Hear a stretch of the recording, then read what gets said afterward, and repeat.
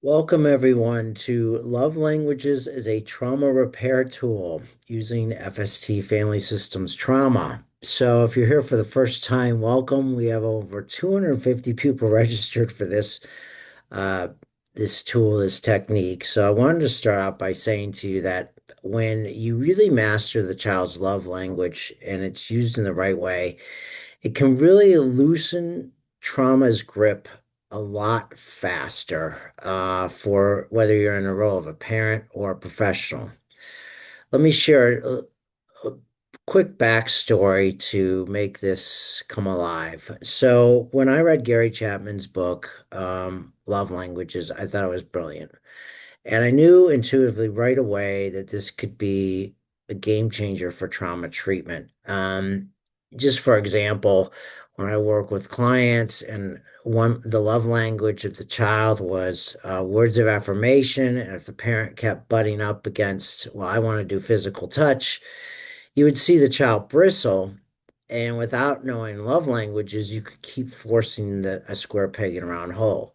We see this a lot with foster families and adoptive families where they want to bond using physical touch, and the child has reactive attachment disorder, and they walk away thinking a false assumption like, what's wrong with me? What's wrong with the child? And it's a disconnect with the love language and what the parent is trying to do to bond with that child. But here's the challenge I faced.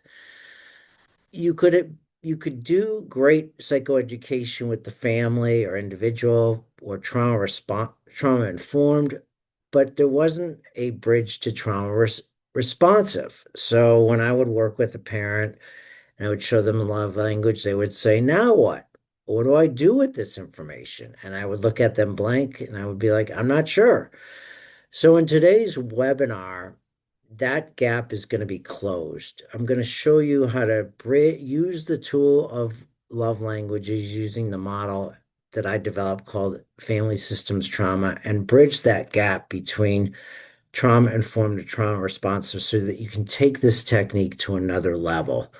And then if you want to dive deeper into FST, I'll show you briefly how to do that at the very end. So let's get started. Like I said, we have a lot of people registered for today. Um, and whether you're watching live or on demand, thank you. And so this is the puzzle piece, like big picture. We're gonna close this gap between these two using this technique.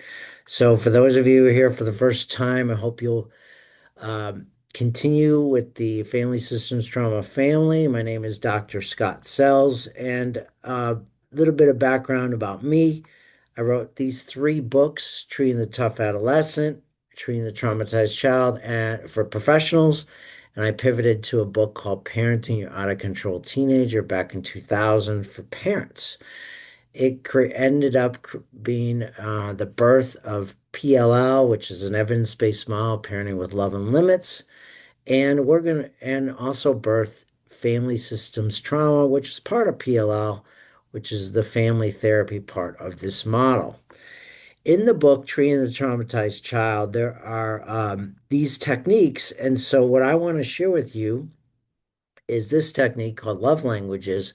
But the goal of me meeting monthly with you is to help you master these techniques. And you can be in the role of parent, you can be in the role of paraprofessional. But my hope is that even with an hour with me, that you will say, wow, Scott teaches me the micro steps, so I can use this tomorrow. And there are 12 techniques in the book, Treating the Traumatized Child. And I'm going to be focusing on trauma playbooks. You'll see what that looks like. It's a written plan to take the love languages and convert that into a customized intervention to unstick the family. And I'm going to involve as a bonus, how do we engage better the extended family in this pursuit of love languages?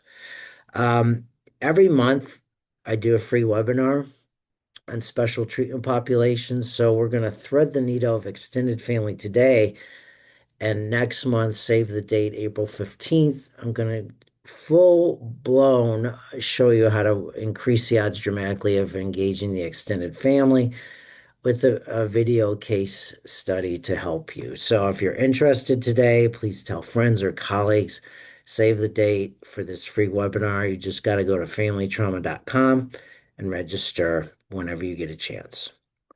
The other good news is I want to share with you, I'm very excited about this, is that Parenting Your Out of Control Teenager sold 100,000 copies way back in 2000, but fast forward to 2026.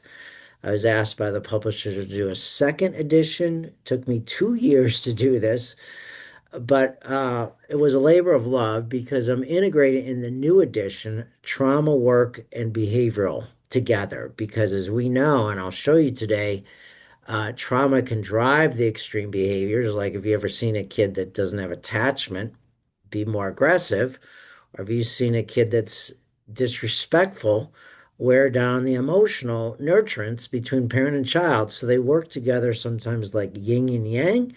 So this August, only 5 months away, Parenting Your Out of Control Teenager second edition. And today I'm going to purposely take parts of this new book and show you a menu that's in the book that will help you really take it to the next level in terms of customizing interventions like a Top Chef cookbook, if you would. So, we're going to talk about in chapter 6 of the new book that's coming out in August. We're going to focus on special outings for this particular family. I'm going to do a case study with Hunter, and we're going to show you how we partner the intervention. There's 10 here with the love language. So for this particular case, special outings was the right intervention for this family to get them unstuck. So here's my promise to you. I've got three deliverables today and what I want you to do is also, as you see these deliverables unroll, feel free in the chat bar to put a question or comment because at the end, I will be taking some Q&A for you. So first promise to you is, of course, I want to make sure we're on the same page with what is a love language? How do we get to it? How do we help the family or individual or couple? Because you can do love languages with all your clients. What are they and how do we use them? The second one, and this is really the gem, is going from trauma informed, trauma responsive. How are we going to convert these love languages into a customized family systems trauma playbook, also called emotional contracts, a written plan to give our families and individuals and couples our best chance for success? And then if you want to go deeper, I'll show you briefly how to do this without having to go back to graduate school to learn family systems trauma on steroids with all the confidence in the world. So the other thing that I'm proud to say, my background is social work. I'm going to show you how you can utilize these love languages and expand them out to the extended family and the power of bringing the extended family into a family that you work with. So the case we're going to go through, so I'm going to go over it with you and then show you to it experiential because I'm a big believer that we learn more about what we see than we hear. I'm going to talk about Hunter's case. Now, Hunter came to me, um, 15 years old now. He's 12 in the video. I've been working with this family off and on for 3 years. The biggest presenting problem was it was the perfect storm. When I talked to the mom, she was really at the end of her rope. She wanted to actually put her son, like, terminate parental rights because what had been happening is that it was like Peter and the Wolf because Hunter would continue to in school tell people he was being abused. CPS would be called out multiple times. There was no evidence of it. In fact, I didn't find it either. What was happening was is that Hunter was a lost boy. He's a special needs brother named Sam and a younger sister Bella. His biological father has really stopped contact with him. He's not been able to emotionally attach with his stepfather. Um, Mom has gone into homeschooling. They don't go outside really. Hunter is acting out so that he could be noticed. He's lying, he's stealing, he's disrespectful just so that someone will say, I'm hurting, I'm in pain. And to complicate things, the parents weren't, that stepdad and mom weren't on the same page. There was no village, they were isolated, emotional disconnectedness. So, with this case, we had to get to the root. Previous counselors had spent a lot of time on the weeds. They had spent a lot of times on behavioral interventions, medication, all individual treatment, but missed the mark on the root. And so the symptoms continued unabated because, especially when you have complex trauma, if you don't get to the root, the weeds keep growing. So I'm going to show you how the love languages was a key catalyst to unstick this chronically stuck family. So let's talk about the intervention in a moment, special outings. And so what you'll do is when the new book comes out, you can purchase it. You'll see that there's like a literally a recipe menu. And the way that I approach family systems trauma is it's based on what's called structural strategic family therapy. So you custom design intervention to get the family unstuck. So you'll see on the left-hand column here, lack of nurturance or attachment. You're going to see in a moment, that's called the undercurrent. That's the unhealthy undercurrent that's driving the symptoms in Hunter. And so you're going to show the family that your job is to put the opposite healthy undercurrent. So they're not going to, by osmosis, wake up one day and say, gee, uh, I need to be more nurturing and emotionally attached to this child. Right now, the parents are ticked at him. So that's the last thing they want to do, but that's the thing they must do. And so I've got to use an intervention that I think is going to work for Hunter's love language, which you'll see as quality time. And I'll actually tell the parents that my role is to give them a RX prescription, just like you would get if you had strep throat. The doctor would identify it, find the undercurrent, the bacterial infection through a strep throat test, and they would give you an actual antibiotic. No difference in mental health. I'm going to custom design for you a RX prescription called Special Outings to Heal Attachment. Families love the link between medical science and mental health. It makes sense to them. And so I'll show you how to do that. And if you want to go deeper and learn this stuff, I'll show you a way to do it as well. So let's go to takeaway number one. What are love languages? Well, again, if you want a more in-depth explanation, Gary Chapman and Ross Campbell's book, The Five Love Languages of Children. And in there, there is these love languages that they've come up with through their research. One love language is receiving gifts. Another is quality time on a undivided attention and special outings, which is what we're going to go after with Hunter and his family. Words of affirmation, acts of service, and physical touch. These are the five main ones. And so I tell when I work with therapists and families, I will say to them, and before I do that, let me go to the chat bar and see how many of you right now would you say, type in yes, whether you're a parent or a counselor, because I want to see who's here. Do you actively use love languages? So let me just see the chat bar real quick. Wow. Uh, there is an incredible number of people. And what I love to see is parents and counselors coming together, rubbing shoulders because we're better together. So I am so glad that so many people are using love languages. And those of you who aren't, the few that you aren't, I hope that this will increase the odds dramatically you will. So like we're baking a cake. What's the first ingredient of this cake? Well, the first is let's determine your client's love language using a free online quiz. Now, what's incredible about that, everybody, is that Chapman, in his work, has put online a love language quiz. And I believe that the research shows that if the clients you work with are doing homework, they have skin in the game, uh, their success rate's going to go up. So one of the things I want you to propose to them is to say to them, I'm going to bake a customized intervention for you to help you get unstuck, and I need your help. Could you complete this quiz either in my office today, in the waiting room, on your phone, or email me? What is your child's love language? And so this is something I want you to consider as standard operating procedure if you're going to use this technique. So you just go to the website, fivelovelanguages.com. You click on the start menu.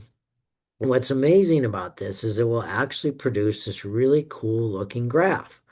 So when I had the parents do Hunter's love language and Hunter participate in it as well. So anytime you can get the kids to participate in the quiz, it's excellent. We found that words of affirmation and quality time. So they're very close together. So and receiving gifts. So I know that whatever intervention I want to customize for this family, I'm in the right ballpark if I do quality time, receiving gifts, and words of affirmation. I'm not going to necessarily go to physical touch at this point or acts of service because that's in the only the 10% tile. So I'm looking at this, thinking to myself, okay, which intervention do I want to use? So here we go to takeaway two. Now that I know the love language, my second step is converting it into a written plan. We call it a playbook, and you'll see why in just a moment. So here is where the two puzzle pieces go together like peas and carrots, okay? I, that's my Forrest Gump reference today. So in FST, when the family comes in for the first session, we do a people trained in this model do what's called a seed tree diagram, where they'll take the problems or the symptoms, and they'll say to the family, you draw it on a dry eraser board or a flip chart. You say, if I was a apple tree doctor, I could see on these apples your family tree being stressed out. I could see deep sadness, almost borderline depression with you, Hunter, grief and loss, the grief being that your father's not, your biological father has kind of stopped checking in with you. Um, High anxiety, low self-worth. Those are the apples. But if I'm a good apple doctor, I'm going to go beneath the soil, and this is where the juice is. If we could come up, and I'll say to the family, you're going to be like Sherlock Holmes now. And I'm going to give you a worksheet that summarizes these definitions. But if you can come up with the top two toxic seeds and undercurrents, roots that are driving these problems, we're doing root work now, not weed work. And families love this because when I used to do work, it was more of a psychosocial assessment where the interview was like I asked them questions to render a DSM diagnosis. And in this case, now it's extremely collaborative. You're also externalizing the problem away from just fix my kid to now we're moving the family to let's fix the seed and the undercurrents that are driving this toxic seed. So the family identified as one of the top two um, as unhealed wounds. And so what you do is you take the information and you convert it in between sessions into kind of like a just a cheat sheet, simple table. So after you get the information, the family comes in, you say to them, you know, in between sessions, I took our problems in question and put them on the left column. And then based on your answers and my input, you identified that the number one unhealthy undercurrent or root that's making the seed of unhealed wounds not heal is emotional abandonment. So my role is your coach is I'm going to contend with you to help you put in the healthy opposite undercurrents, security, unconditional love, nurturance inside the home. And I'm even going to contend with what would it be like to be outside the home. And the family loves it when I say, I'm going to use a antibiotic, in this case, special outings. Now, what you're going to see in the video that's really incredible is when I introduce to the mom and the father, stepfather, this idea of wouldn't it be nice if you got outside, um, engaged in activities within, Montana, because right now you're just cooped up in the house all the time. They're like, no, we have so much shame. Um, this isn't going to work. And so you'll get clients that are really into this, and sometimes they'll be like, no way, no how. So this intervention increases the odds dramatically that they go from no to maybe to yes. So when you watch the video, I want you to ask the question, what was it about the packaging of the love language, the trauma playbook, and I'm going to surprise you with an X factor that got the mom to say, yeah, we'll do special outings and it will include the community. Got to see this to believe it. Okay. So just stick a pin in that and we'll come back to that. So, what happened to increase the mom from going from a no to a yes? So, this is a game changer because people are more likely to do an intervention if it's connected to a higher calling, a sacred journey. Like I used to give people interventions like, I want you to, ground your kid or whatever, or take their phone away if they're disrespectful, or I want you to do, well, in this case, do a special outing. No. But if you say it's connected to the higher calling of taking out emotional abandonment, and they actually helped, find that as Sherlock Holmes by this apple tree, then they're more invested. That's something we're missing in mental health is we have to connect what's in it for me. So we go back to the new book that's coming out, and I go back to my Top Chef menu and I find quality time, and in the each one of these will have sample playbooks so you can look at. And so in this case, I introduced to the family what would it be like if we took quality time and included extended family, not just being the traditional aunts, uncles, neighbors, but what if it was people in the community that want to really volunteer to help? And that those two people were the local bowling instructor, because I found out from the mom that Hunter especially liked bowling, and art, the art teacher locally, because I found out that all the kids liked art. So I'm trying to find extended family is not just family, but it can include family being the community. So the extended family has to be broadened out from just the aunts and uncles and best friends. So the second ingredient, we want to create, like you're in your laboratory, what is the best intervention, in this case, special outings, to inject the targeted healthy undercurrent into the family? It's almost like you're a medical doctor, you identify what the undercurrent is, and your job is to help inject into the system something that will attack the unhealthy, blood cells in this case, but in this case, it's the unhealthy undercurrents of lack of attachment. So we use what's called the Family Trauma Playbook. It's very simple. It's an RX prescription. And so in the book, you'll see that a trauma playbook is very simple. It's the who is involved in the intervention, what is the intervention called, when is it going to be delivered, where is it going to be delivered, and how is it going to be delivered. So I affectionately call this as the community, the bowling instructor, and the art teacher as the joy squad. Okay. And anytime you can make it playful, it's great. So the intervention is called special outings, and the love language is connected to that. So here I connect the love language to this, and I connect the extended family. So now let's go to the video tape and see how this works. So as we watch this family, I've got to sell the idea to them where I'm saying, okay, you guys have been exhausted. What if we include the extended family being the bowling instructor and the art teacher? So let's look and see what happens here. One of the things you said to me early on was like, sometimes it's us against the world.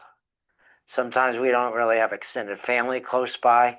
We don't have babysitters. We're all kind of alone. And when that happens, stress rises. Look at all the things around you. I'm doing family therapy. There's friends, extended family, basketball club. These are just examples. I thought to myself, if I, in a short time, could give you guys a great victory on activating the village in this town, because this village has got so much potential. There's so many people in this town that care about other people. They just need a clear roadmap. So they're intrigued. So now I'm going to go back to my chart that consolidates the main diagnostic information for this family. And I'm going to point to them and say the intervention of special outings is directly connected to solving the problem of emotional attachment. So again, I have to sell the intervention of what's in it for me. And I point to the love language as well about special outings. Let's look at the family's reaction as I connect these dots to why the intervention of special outings with the community makes sense. And then I say to them a surprise, and it really seals the deal. So, what I decided to do creatively is I wanted to attack anxiety, sadness, lack of confidence, tension in Sam, Hunter, and Bella. And this is what I want to do. I want to take these unhealthy undercurrents, or whatever you call them. I think there's been some grief too, because people have come in and out of their lives, their dad. And I just think you all have had some tough times. So I'm going to do the first one is inside the home and outside the home. I'm going to call it the Joy Squad. And so this is, don't look at the second page, but let's just look at the first one. This is the first plan. Look at my RX prescription. Instead of for strep throat, I'm going to have special outings of joy, the Joy Community Squad, and I'm also going to talk about the group hug as the Joy Family Squad. So look at this here. So again, here is what a finished draft of the FST playbook looks like. This gives the family confidence. Now I say to them, we've got to flesh this out. When is it going to be if you want to do this? How are we going to do this? But seeing something visual like this is connecting trauma informed to trauma responsive. You're saying in between sessions, I took the love language, I combined it with special outings using, in this case, the menu in the new book, um, special outings, and I customized it for your family. And I have pictures and everything like this. Look at the family's reaction here. Two visitors today. Rod is in charge of treasure lanes. And a birdie told me that you guys might like to learn bowling and have fun with it. The birdie was your mom. And so Rod said, I would love to do some individual bowling lessons with them so they feel really confident. And he did that with my son, David. And then if you guys like bowling, you could all have a chance to join the league with other kids.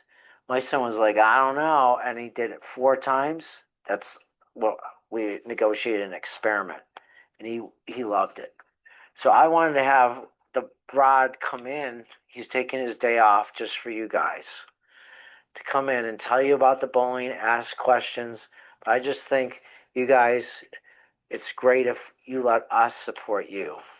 You have been through so much. Sometimes it's good to put the sails down and let other people who really want to care, let them care. So just logistically how this is set up. I talked to mom and the dad, stepdad, and I said, could I get a signed release? Um, could I try to see if Rod and Susanna would come in? They couldn't believe it. They said, let's surprise the kids. And so I'm not saying you can always do this. Sometimes I'll have the village come in by Zoom, sometimes speakerphone, but I'm always looking for a co-therapist to move an unstuck system. So when I spoke with Rod and Susanna and I sent them the playbook, they instantly got, oh, I see what my role is. Clarity of roles is critical. Um, and so when you bring the village in, everybody needs to know what's my job, what's my role. And so once they knew, and I coached them on what to do, this was huge. Could I still have done it without Rod being there? Of course. But the odds just went up that through a little pre-planning, I'm always amazed how people are so into resiliency. And when they know what the purpose is, the higher calling, people don't walk, they run to this kind of stuff. So that's why, of course, next month I'm doing a full-on extended family. So let's watch and see what happens next when the village comes in. So what I decided, let me just go to the next slide here.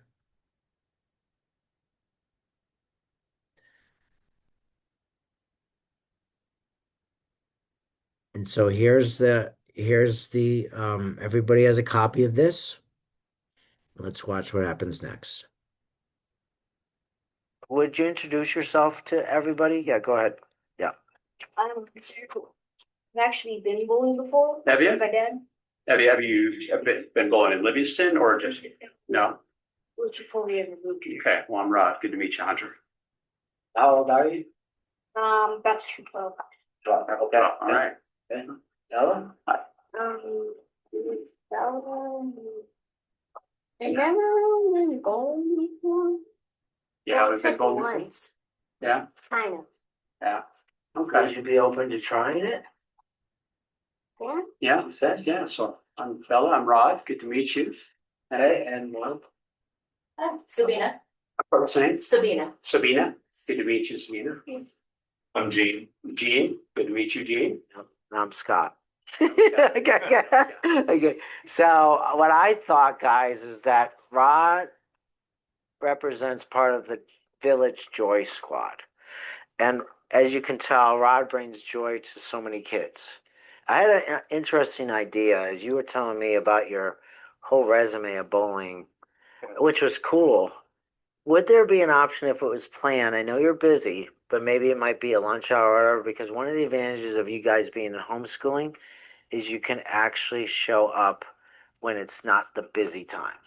Absolutely. And would it be cool to have, Rod and you come together and work with the kids to teach bowling? Only if I'm involved. Okay, all three. So would that be possible as you kind of that's kind of we can frame that in the Metropolitan Museum of Art because she goes, only if I'm involved. Remember, I'm going to go back to that seed I planted earlier. Ask yourself, why did mom say, no way, no how, Scott, we're gonna go out to the village? What changed? And you'll see at the end when I ask her what was most helpful about the session, you can see. But isn't this cool? Social work on steroids, right? um, Bringing everybody together, finding your co-therapist, moving a stuck system because they experientially see what it looks like. It's no longer theory, it's no longer trauma responsive only, it's trauma responsive. I'm sorry, it's not only trauma informed, it's trauma responsive and trauma informed together. That's the difference. Lead that we have the parents there also showing as Absolutely. I think, that's, I think that, for for now and, I mean, for the future. I mean, I could see, being a family endeavor. Here's what I was going to ask as we bring this to a close. Um, it's always good to have a date and a time to get a goal to go. I know you guys don't have your calendars with you, but would there be a time next week uh, that you guys could get together and take pictures so I can see it? Where you guys are bowling and I want to see Bella's face and like that, like that. Could you guys just as a gift, would you guys set a date and a time and try it out? Now, do you know this? A family that bowls together stays together. I don't think that's true. It's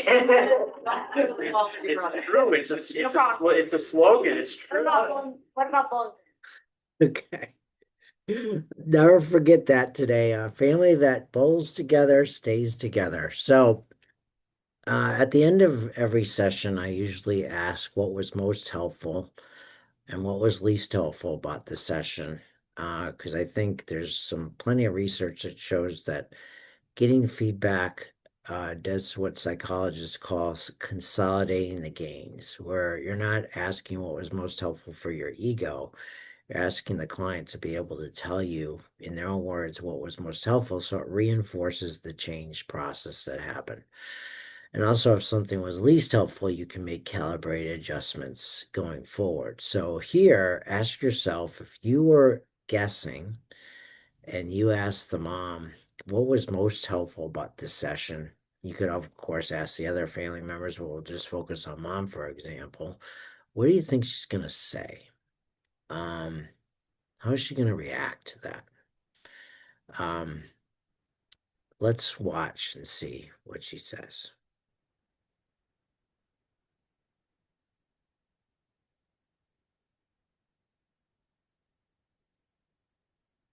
Anything else that was helpful?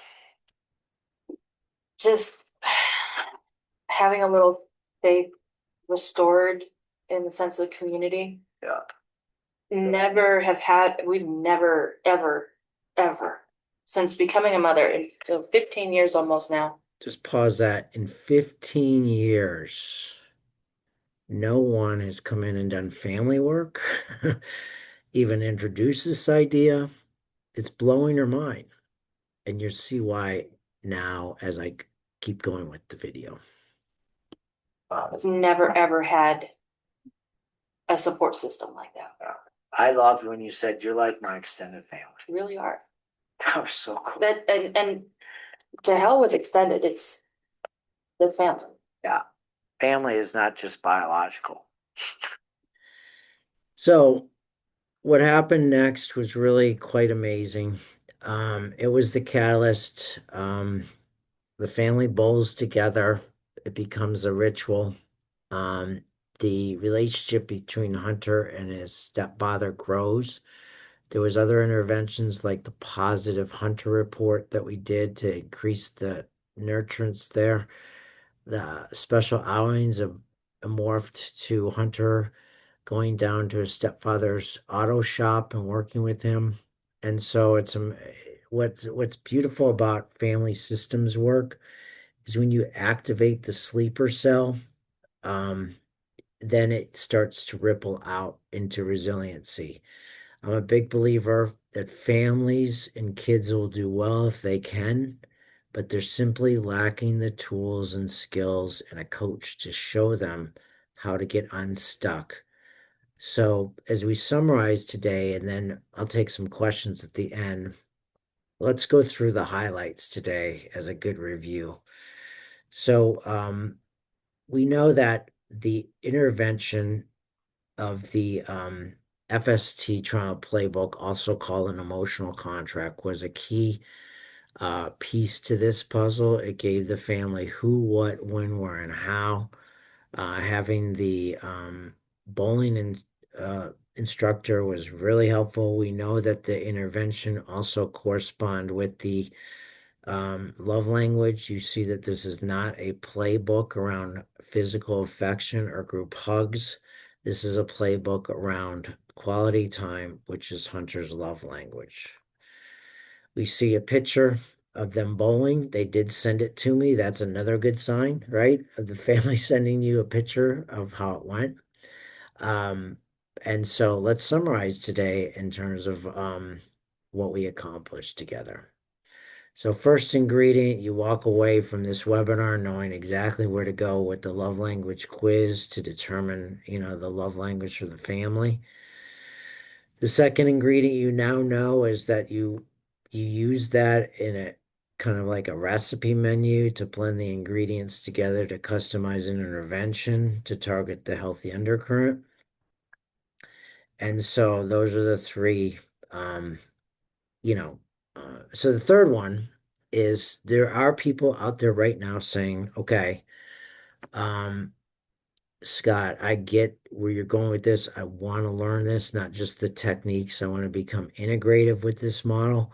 So if you want to master this, there's two ways to do this. And the first is that I will take you through all 12 techniques, either through an online course that you go to whenever you want to, and I'll show you just a little snippet of what that course looks like, or you can save the date and actually do it live. I do one or two of these a year where people come together and I teach these 12 techniques in an interactive way with breakouts, or the same material is done online. So either way, because people learn differently. And if you do the master class, you will also get the online course to reinforce what we do in the master class. So what you would do if you're interested is you would simply go to our website, familytrauma.com.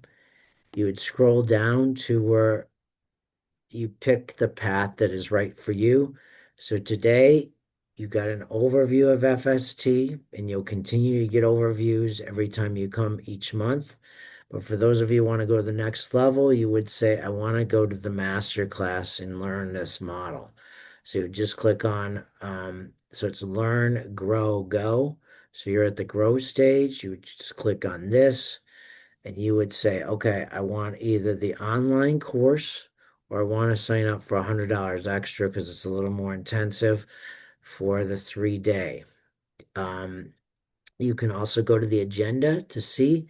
So if you pick the online course, you'll get a password and it'll look like this.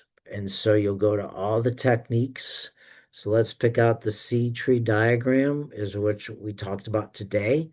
So you click on that and you'll see it. There's 3 online lessons.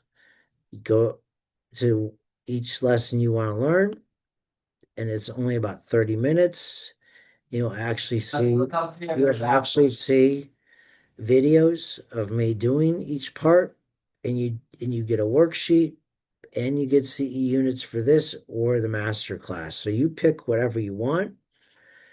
And then if you graduate or when you graduate, you can go on for certification if you want to, which means that you would meet with FST consultant and you would onboard one of your cases through once a month through Zoom with the slide deck we give you.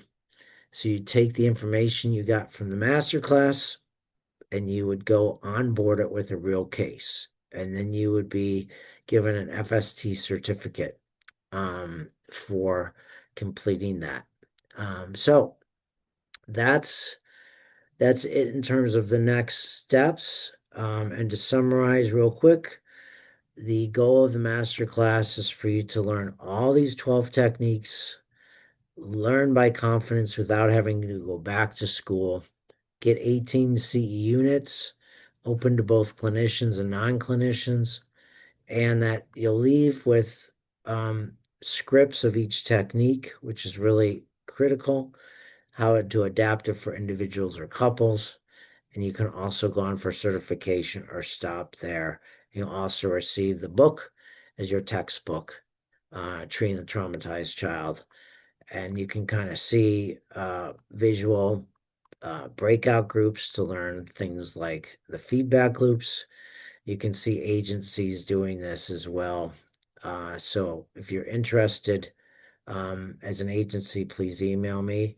But let's go ahead now and take some Q&A. Okay, so one Q&A that came in is, what is the single biggest mistake that therapists can make while trying to use love languages with traumatized children? What is the single biggest mistake? It's not so much as a mistake as it is not using it to its full potential, full capacity.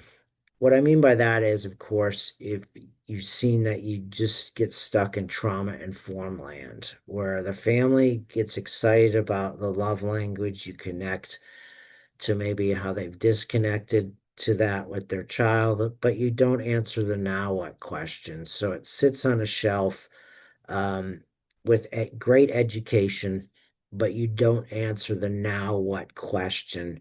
And it kind of leaves people a little bit like, wow, thanks for giving me the information, but I really wish you could have given me a playbook and show me how to use it. And so they're stuck there. And that they don't know, but they have what's called cognitive dissonance. They know there's more, and you know there's more, but you're not sure what it looks like. Um, what if a parent's love language is completely different from the child's? Now, this is going to happen more often than you think. Here's how you overcome this. So I'm remembering a case where the father's love language was not physical touch at all, and their kids needed physical touch. So he bristled at the idea because he said, well, when I was growing up, my dad never gave me physical touch from my mom. So how am I supposed to do this? It's awkward, it's clumsy. So what I said to the father is, you know that your child needs this. There's no shortcut. So would you be willing to do a fake it till you make it or experiment? And I'll be like Super Nanny. I don't know if you've seen that show. Um, I'll be a coach like Steven Spielberg. And part of the FST model is we do a lot of what's called dress rehearsals or troubleshooting. So I'll get you battle ready. I'll pretend I'm your child. I'll put you through the paces. You'll practice, uh, what it's like to do this. And then when your child comes in, you'll even say to them, this is awkward and clumsy. And I'll be there to help guide you or connect the dots. What do we got to lose for a 14-day, 30-day experiment? Because there's two ways to change, they say to the dad. One is to think your way into a new way of acting, where we could sit here and debate this all day and you'll never do it. Or the other one, which is just as powerful, is to act your way into a new way of thinking, which is fake it till you make it. What's amazing is when you do the dress rehearsals well and you pose it as an experiment, you can overcome that gap. So that's a great question. Um, Somebody asked me about well, okay. Before that, there's one more question. If people who attend this webinar only remember one thing from today, what should it be? Great question. Two things I would remember, not just one. One, experientially seeing this with Hunter's family, I hope will give you like just inspiration. Like, I can do this. It may be clumsy and awkward for me, just like the family, but I love seeing this actually in action. The second thing is just the bridge of, yeah, I get trauma informed, trauma responsive. Now I see the need for both. And the FST model gives me a way to do that step by step. So that should, I hopefully that'll excite you and give your confidence a boost. And so, and then the next one is what makes the FST masterclass different from other trauma trainings that clinicians might take? I love that question. So here's what we get as feedback over the last 5, 6 years. People have taken either the online course or the master class, the live training, have said when we walk out of there, we walk away with not just theory, but boots on the ground practice. We have the script for each technique. You teach us not only the script, but in the breakout groups or through watching the videotapes. the delivery, because we realized, like you said, you'd have great content, but you need great process. And so right away from the start of the training, I'm engaged because you're breaking it down into bite-sized pieces that I can easily consume and use the next day at work. So until next time, I just want to say one last thing. You probably know this, but the research is showing that we have the greatest mental health crisis in the history of our civilization for kids today. Um, there's so many reasons for that, but we're also seeing that we need more and more family therapy. Most of our workforce, unfortunately, is not trained in this kind of high level family therapy. And so when we treat just the individual child, like what happened with Hunter, the whole is greater than the sum of the parts. So if we don't know how to do family therapy, we're not going to have confidence in it, and the families aren't going to get it. And they won't know, but they don't know. So they won't walk out of there going, gosh, the missing piece is family systems work. They can't use that language. But we know common sense wise, for example, if we send a kid to residential, they're doing well in a structured environment, but when they come home after a honeymoon period, they can just relapse. So we've got to change our operating system. And so, because the need is great. So I hope in my humble way that I've light a fire for you to do family work with excellence. And now you have a path with FST to learn it if you so choose. So until next time, have a great week.